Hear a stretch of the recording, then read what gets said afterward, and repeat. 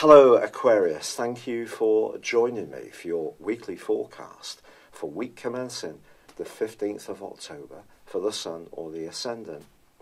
Of course, the first 2 weeks of this month have seen Mars in your sign, which is making you much more outspoken, feisty and single-minded in a right angle with Venus, the planet of love, but also of relationships.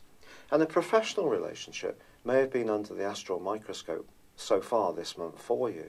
And of course last week also the new moon may have brought a situation, a tender situation into the open that you may still be processing and come to terms with.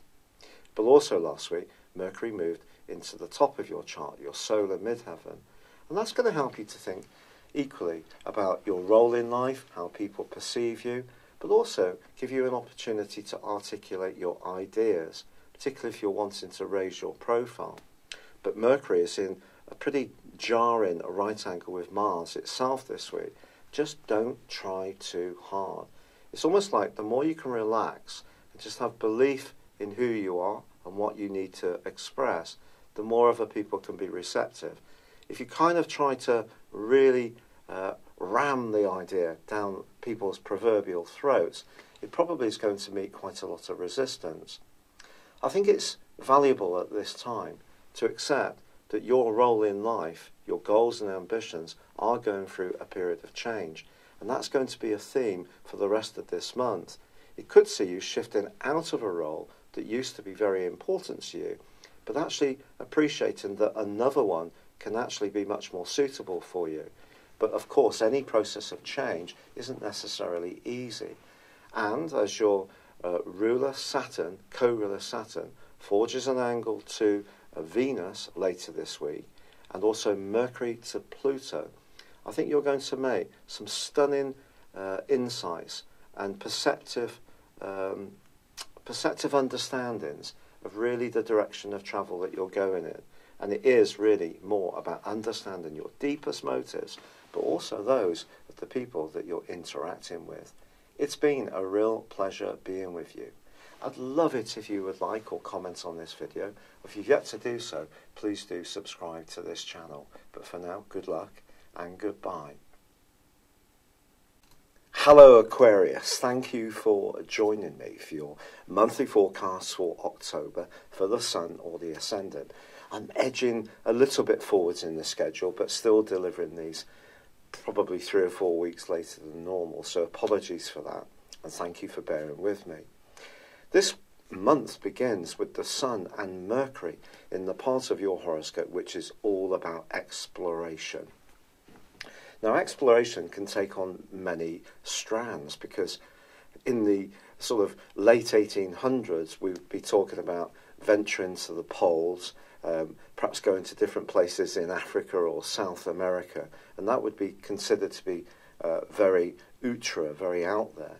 But adventurism these days can take place from the comforts of our homes, so it can be through higher education, through exploring the internet, through watching different types of material on TV, different films. There's just such a plethora of information now. We're almost overwhelmed by it, aren't we? There's just so much choice.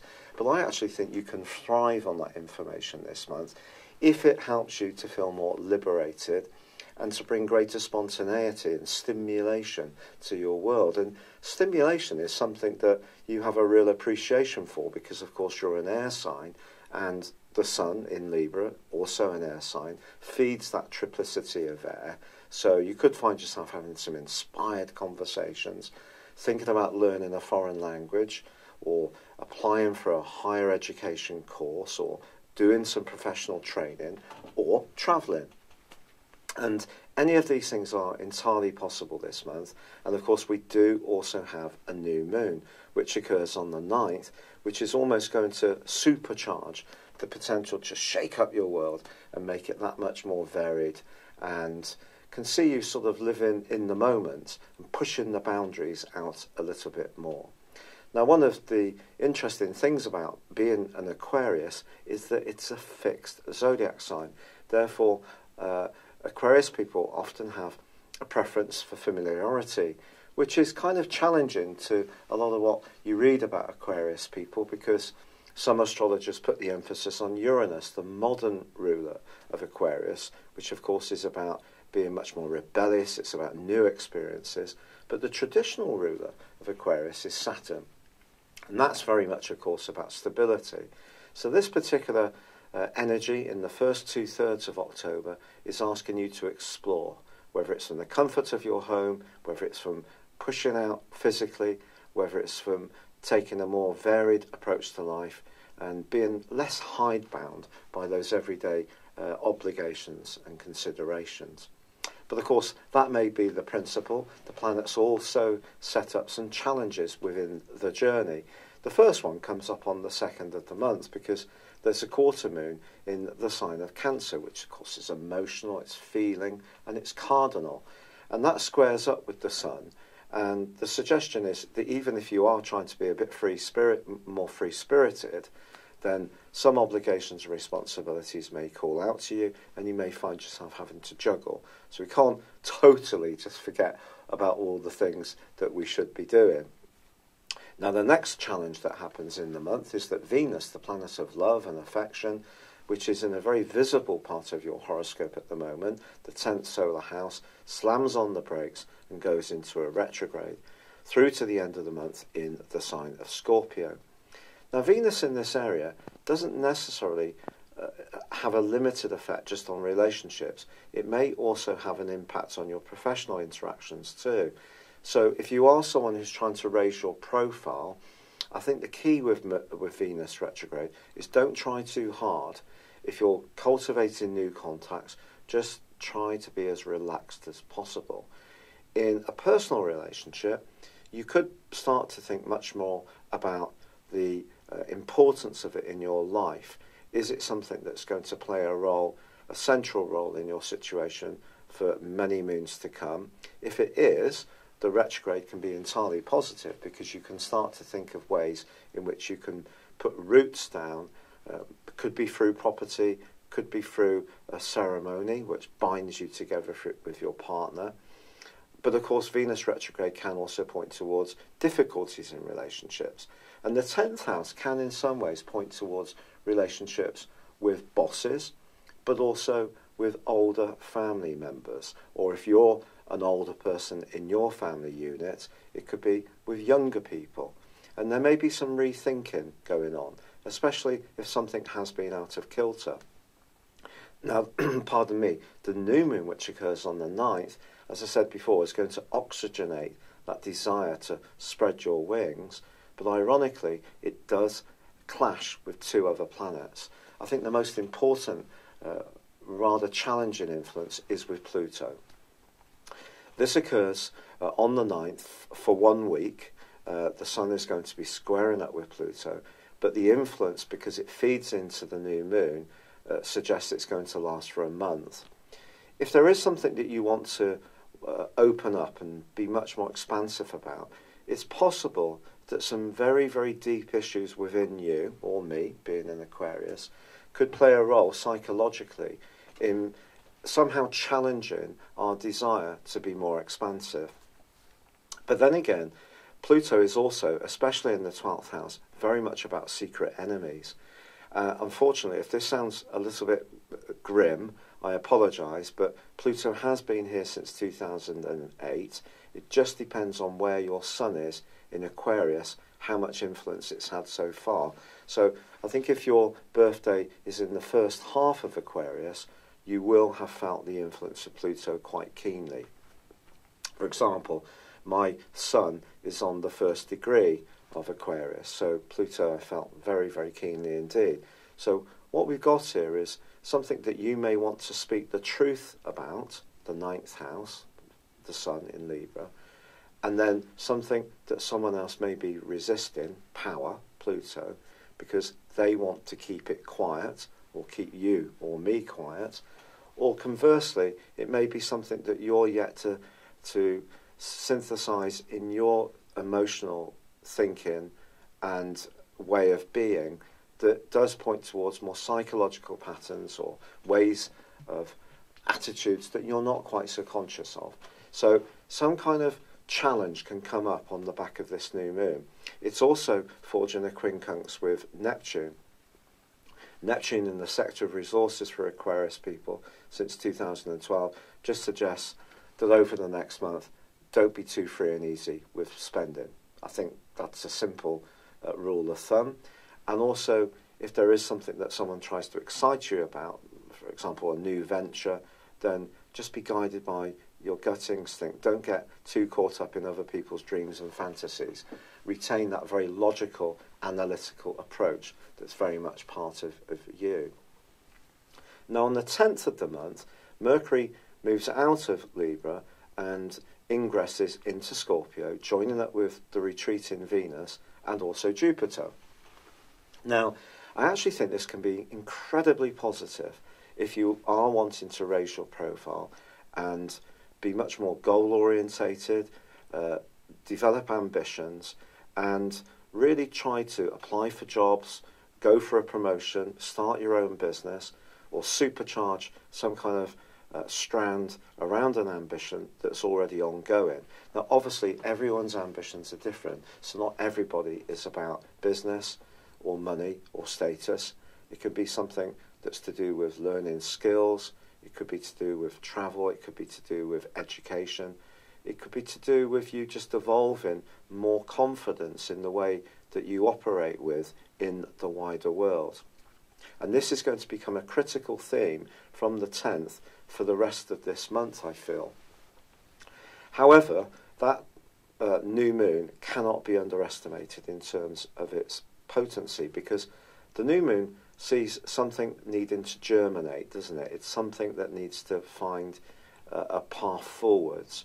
And so tuning into that more psychological side of your nature is going to become a really big theme. I think it's just absolutely going to happen. So this could see you sharing experiences to people that perhaps up until now you've kept confidential. It could mean that you're going to explore your psyche, perhaps through reading more, or perhaps talking to someone who's a trusted professional, a counsellor, for example, so that it informs you more of what makes you tick and, crucially, helps you to understand your relationships with other people more. But from this comes this much more ambitious thrust, because the Sun moves on the 23rd into Scorpio, and it's going to meet up with the retreating Venus, and so we have a few days of a period where you could have a fantastic impact on someone influential that you encounter. This could be through some kind of proposition that you put together. Someone may experience you and think that you've really got something valuable to say. You may find yourself on your local radio station, in your local newspaper, or perhaps doing something yourself that just sees you up in your presence in whichever way. You will want to take on more authority in the last 10 days of this month. And a leadership role awaits. Now, often with Aquarius people, I think we do see all the machinations that go on in society, but sometimes we get frustrated because we know the games that go on behind these machinations. But you may find yourself saying, well, look, someone has to take a lead. So your career, your job role, something can come into focus sharply. But the crucial thing here as Aquarius is that both the Sun and Venus in that conjunction go opposite Uranus, your modern ruler, which has been shaking up your home and emotional sector ever since mid-May. And I think there is the potential for some of us to be sprung out of a role which isn't working for us. So some kind of responsibility or obligation that we've got which we're not enjoying, we may seek some liberation from it because it's just become too oppressive. Now, the crucial thing is that there's also a full moon which occurs on the 26th, and that is conjunct Uranus as well. So your emotions at that stage, mine as well, are going to see us being much more outspoken, I feel, about something that we feel deeply personal about. Could be to do with the family, could be to do with something in our home environment that we might suddenly want to shake up and change. So something can change the status quo over our role in life for good or for a more challenging reason. It just depends on your unique circumstances. But crossing the axis of this opposition is the North Node, the Dragon's Head in Leo, which ever since May the 10th, 2017, has been emphasising relationships. And in fact, the incredible thing for me is that immediately the North Node, which has a kind of Jupiterian influence, entered into Leo. So obviously I have the Sun in Aquarius, I have several influences in Aquarius. That's when I met Elisa. We've been speaking for 3 years, but that's when she came into my life more fully, was in the May. So the North Node can't be underestimated. But at this point, it's getting back to the very, very start of Leo, because it inverses. It doesn't go, it goes anti-clockwise, whereas the planets go clockwise. So it's going to move in November of this year into Cancer. So I do feel that we've got a grand fixed cross. So I do feel that something to do with the way we relate, and it could be around that professional situation or around a family or emotional situation, is at the root of what's going to happen on the back of this phenomenally important full moon, which can be about liberation or it can be about fulfillment.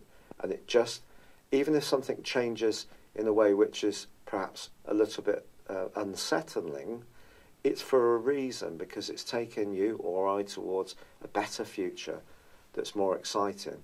And with Mercury also moving on the last day of this month into the sector of friendship and networking, you're going to be amazed at how many good vibes come in at the end of October, even though Mercury is technically in detriment in Sagittarius. So we've got this grand fixed cross. Fixed energy is about permanence, it's about stability, but with Uranus buzzing away on the axis to do with emotional, family and home-based energy, something is going to be unsettled, I feel, for good or bad. And because fixed energy resists change, that can create tension. So the best way to deal with this, and going back to that new moon with Pluto, is to submit ourselves to the process, which of course is very scary at times, because especially being an Aquarius, the fixedness again, liking that degree of routine and familiarity. But then there's the other side of Aquarius, the duality, which gets really excited about new challenges and change and shaking things up and being more outspoken and telling people how it is, even if we know it's really going to seriously, well, you know the adjective I was going to use. So an exciting time, but it is a time of potentially pushing a change. And that change may not be obvious at the start of the month, but I think an openness to new ways of thinking, new ways of being, is certainly going to help the process. But don't underestimate just what impact you're going to have on people this month. Your star is in the ascendant, but it's just pushing you to change how that star is manifested. And it can be manifested in the most sparkling of ways possible. The Sun conjunct Venus. So although some astrologers are going to be putting a lot of emphasis on Venus's retrograde, and the negative side of that, I fear, I do feel that there are lessons to be learned from this month which are beyond that. Venus retrograde actually then inverses back into Libra from the start of November. So anything to do with the truth of a relationship is certainly going to become much more to the fore right through to the middle of November when the retrograde begins. And then, of course, we've got to wait until Venus gets back to when the retrograde began, it comes out of shadow, and that's not going to happen until December. So this process to do with career, to do with public standing, to do with relationships with people of influence is not just going to be confined to October. And I think there are other things going on in October which are very, very exciting and important too. I'm still battling away with the rheumatoid arthritis. I'm so grateful for all the suggestions. I'm really embracing the turmeric. I had been taking it for some while actually, but I had a chat with someone in an Indian restaurant who told me that, look, you need to heat it. And I read up about it and found, wow, this is true. So we've been having it in soups, we've been having it in stews, porridge, and tea, along with ashwagandha, which is an Indian herb, and also a little bit of coconut oil, black pepper. And I do think I'm taking less paracetamol for that. taken the CBD oil and also serapeptase as well, which is said to help with bringing down inflammation. But unfortunately, the swelling on my hands is not abating. So I'm trying some homeopathy as well now, but I have had to go onto some steroids because the pain was just so bad, and I just lost so much weight, about 1.5 stone. And the steroids are giving me a bit of a break. I know it's not ideal, but if this doesn't work, I'm going to have to look at some more serious drugs, unfortunately, because it is stopping me function. But I'm so grateful for all the kind messages to support the suggestions. It's just been amazing. And I really hope that October for you turns out to be a thrilling month of opportunities.